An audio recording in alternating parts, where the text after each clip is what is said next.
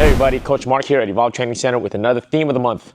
This theme of the month, we're going over knees. There's a lot of different types of knees. Outside knee, straight knee, around the knee, pulling knees. You're gonna be in a lot of different dynamics when you're utilizing your knee. But we are in close range contact. With the knee, of course, it's a shorter range weapon. Could be long if you're tall, but generally it's a short range weapon. So we're gonna go over the knees and how to utilize it on the bag. A lot of times you need a partner when you're practicing your clinch or your knees. I'm gonna show you guys some techniques that you guys could use at home or at your academy by yourself. You don't need a partner to practice your knees, okay? So now when getting to your knees, you know, there's a lot of different things that happen in the knee range. The clinches are very, very close by. You know, somebody will probably end up clinching or at least getting what I call your umbrella hooks on. You guys are gonna have a lot of contact and thus a lot of traffic that you have to deal with when you're going to your knees, when you're gonna utilize your knees. They might be striking you, you might be going first, you gotta get top position, maybe you might be inside. But I'm gonna show you guys some different ways on how to use your heavy bag, taking all those things in mind, just without a partner. So you guys could be non-stimulated when you're practicing your knees, okay? All right, so a lot of different ways. When I'm on a bag, you know, you have a push and pull position with the knees, or you have top position, which they call top position. Try to get somewhere on top of your opponent. So the first thing I'm gonna do is just show top position. Now, when I throw my knee on my bag, remember, I always have to think of an opponent. I can't just throw the knee and be satisfied. I have to be honest and know that there's an opponent really firing back at me or trying to stop my knee. So I'll get top position when I throw my knee. Top position is somewhere on top, at least your height, somewhere a little higher, more elevated than your opponent, whether that be on their arms. One is on the neck, the other one's on the arm. Some of you guys grab at the top of what I call a mohawk position. You grab the back of their head as if your arm was a mohawk on top of them. So when I pull, I'm looking for top, okay? I'm looking for top position. I don't wanna go in here like this, and then knee, I'm looking for top. Okay, so now, top position knee, top position I pull, top position I pull. Now with that, you might make contact now, okay? So here we go. I'm gonna use contact.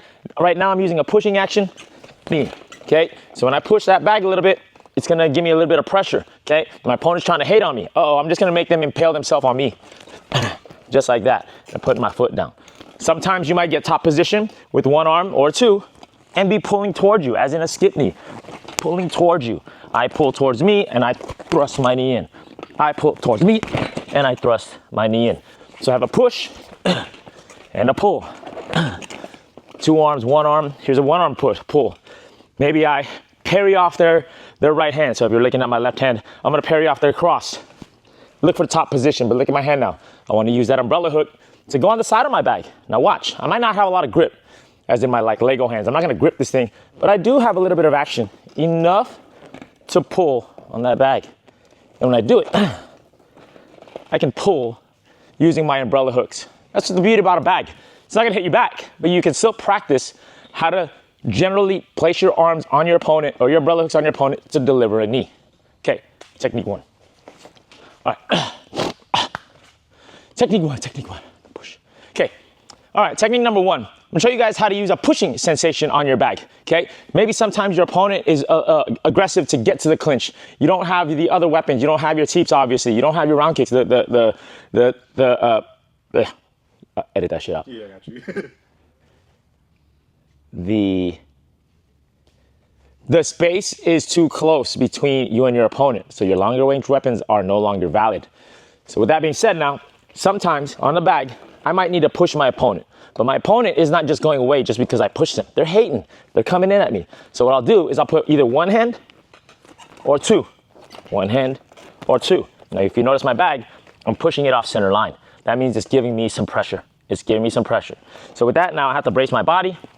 Maybe I'll be in my neutral position here, or I might even be in a loaded position where I'm gonna throw my knee. Okay, so I'll push. I'm gonna use my lead hand for now. Use my lead hand. I'm pushing on it. My bag is pushing on me. I'm gonna take top position. And then as my bag's coming in, I'm in a knee. Okay, so again, stiff arm out. And all I do, I'm trying to just juggle this thing out. I don't want it to go boom and celebrate. And look, my opponent just got in my face a little bit more. Your job is never done. So I guess I always have to like make sure that I have my pushing hand out. I gotta try to lock him out before he grabs my neck. Okay, so I gotta lock him out, lock him out. I can do the other side too. Maybe my other hand's my lockout position. I want to drive my lead knee, but I'm gonna have to switch. A little bit of timing done here. Switch knee, come back. Okay, switch knee, come back. Maybe I might be in my neutral position, ready now to pull. So there's my pushes. Push, push, and as it's coming at me, I'm gonna intercept, make my opponent impale themselves on me, not me impaling my opponent. The next one, technique number 2, the pulling sensation. The pulling sensation of the clinch knee. In the clinch is primarily the movement is pull, primarily. I'm not saying it's the only move, but primarily you're pulling your opponent. As you're redirecting your opponent, the pulling hand primarily is the more dominant hand, okay? Not to say you're not pushing, but again, using that pulling sensation, that pulling motion. So here we go. Your basic skip knee is holding onto your bag with your umbrella hooks. Again, I'm not gonna use my fingers and squeeze my bag. I'm gonna use my umbrella hooks as if I had a glove on. Now with that, watch, I'm not using my fingers just so for reference. I can push my bag and pull my bag. I can push my bag and pull my bag. Push and pull. So with this now, I'm gonna be driving my opponent towards me as I use my skip knee. I pull, then I make space again. I pull, then I make space again. Pull, I'm pulling. Okay, so there's your basic skip knee. You can do a lot of different ways. You could even have one hand on the bag here. One hand, umbrella hook over the top or over the side, okay? I could practice my step turns. Even without a person having arms, yeah, you could do it. You could do it. Have a good imagination, have good tactile awareness in your umbrella hooks. So watch, I bring it around, I step, turn, and you can see my bag spinning, okay? Well, I don't have any fingers. Well, I got some friction. Step, turn. I could do it on the other side too, just for reference. I'm here, my opponent, my hand is around their neck, okay? It's around their neck. I'm gonna step, I'm gonna turn. Yeah, another side, step, turn, okay? You see how I could manipulate my bag to do it, to step and turn and pull. Step, turn, step, turn, step, turn, step, turn. Notice my bag, it's moving. It's moving because I can pull it. I'm using tactile awareness to practice my movement, my manipulation of my opponent. Either pushing or pulling. Practice those at home. You don't need a partner to practice your knees. Have a good heavy bag, good tactile awareness in your arms. See you next time.